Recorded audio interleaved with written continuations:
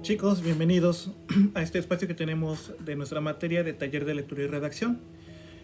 Desde hace algunas semanas hemos estudiado sobre los textos recreativos y que bueno, ya hemos manifestado algunos con sus características propias y adecuadas. Muy bien, vamos a seguir con este tema de los textos recreativos, pero ahora con otro apartado, que van a ser los textos literarios. Muy bien, que bueno, pueden ser en este caso el cuento, el poema, por mencionar algunos, y los cuales vamos a estudiar en esta clase. Entonces, primer punto, el cuento. El cuento, atención con esto chicos, es una narración corta en la que intervienen personajes que realizan acciones en un lugar y tiempo determinados. Si queremos mencionar algunas características, bueno, podemos mencionar lo siguiente. Número 1, es breve. El cuento es breve y quizás nosotros los conocemos, ¿no? Por ejemplo, el cuento de Caperucita Roja, de los tres cochinitos, etc. El cuento es breve.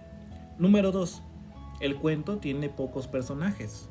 Se limitan a los personajes que solamente nos interesan, sin más ni menos. Tiene pocos personajes. Número 3, se plantea todo en una sola historia, para que no haya problemas, para que no haya aquí embrollos, nada más. El cuarto punto, que tiene unidad en tono, es decir, hay un solo nudo. Por decirlo en otras palabras, hay un solo conflicto, nada más, que todos distinguimos. Caperucita Roja con que el lobo se lo quiere comer, igual con los cochinitos, o sea, hay un solo nudo, una sola historia, para que no nos hagamos tantas vueltas en no entender. Siguiente, la intriga se vive más bien con gran intensidad desde las primeras escenas. Es una característica propia. Y bueno, otra característica es que hay pocas descripciones. Muy bien, pocas descripciones, nada más.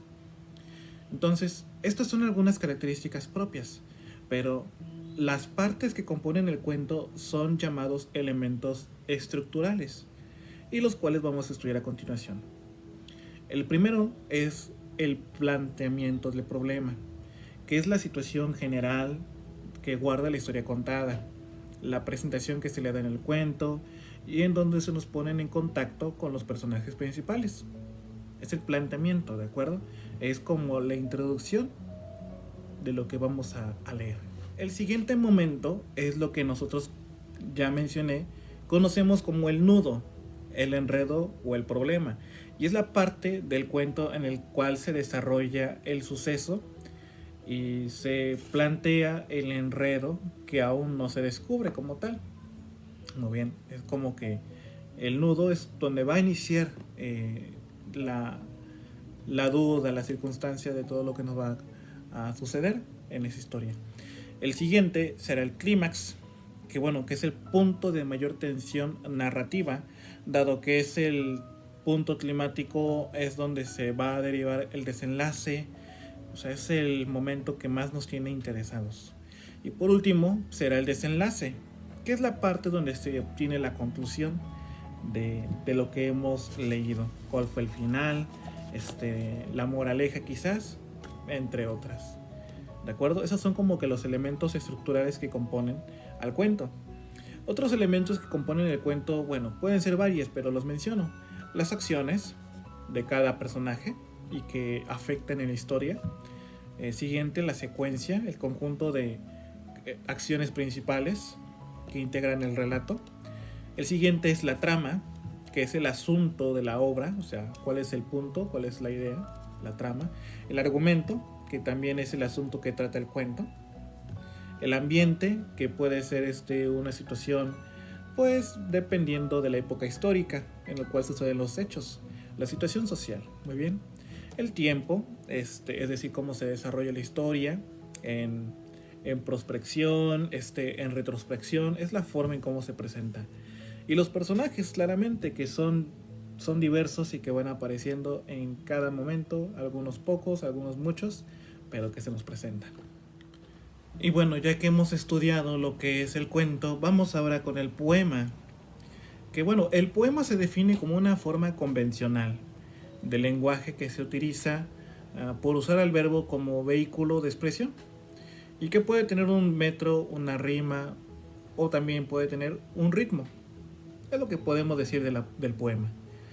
El verso está integrado por un conjunto de palabras que se combinan, siguiendo ciertas reglas en la que, bueno, depende mucho de las sílabas, en la rima y también en la acentuación. Y bueno, la estructura de un poema puede clasificarse de manera externa o también interna. Si hablamos desde la parte interna, pues bueno, le integran el análisis métrico y el uso de las llamadas figuras retóricas que nosotros ya conocemos. La metáfora, la hipérbole, etc. Esas son las figuras retóricas. Si queremos hablar de la estructura externa, podemos hablar también de la verificación del conjunto de características formales, de los cuales podemos decir son la estrofa, el metro, la rima y el ritmo. Muy bien. Entonces, recordemos que la estrofa es el conjunto de versos en un poema. ¿De acuerdo? Ese conjunto de versos. Si queremos hablar del metro, pues bueno, que es la medida del verso. Para determinar la medida de un verso, pues depende de ciertas reglas que, bueno, voy a pedir que ustedes investiguen para que podamos ubicarlas y conocerlas también. Van a investigar qué es el oxítono, con X, el oxítono. Van a investigar qué es el paroxítono, igual con X. Y por último van a investigar qué es el proparoxítono. Estos 3 puntos que he mencionado pertenecen al metro, ¿de acuerdo? El metro es la medida del verso, y para saber determinar la medida de cada uno de esos versos se utilizan a partir de estos 3 puntos: el oxítono, el paroxítono, etc. Y de los cuales ustedes van a investigar para que podamos conocerlos, ubicarlos y entender muy bien de qué estamos hablando. ¿De acuerdo? Y chicos, esto sería todo por la clase de hoy. Breve, estamos hablando del cuento y del poema. Claramente que estos puntos o estos 2 temas ustedes los van a estudiar más adelante en la materia de literatura, en el próximo semestre. Pero bueno, como corresponden a la lectura, es por eso que estamos como introduciéndonos poco a poco para conocerlos. Chicos, eso sería todo. Muchas gracias por su tiempo, por su espacio. Espero que tengan un buen inicio de semana. Muchas gracias y hasta luego.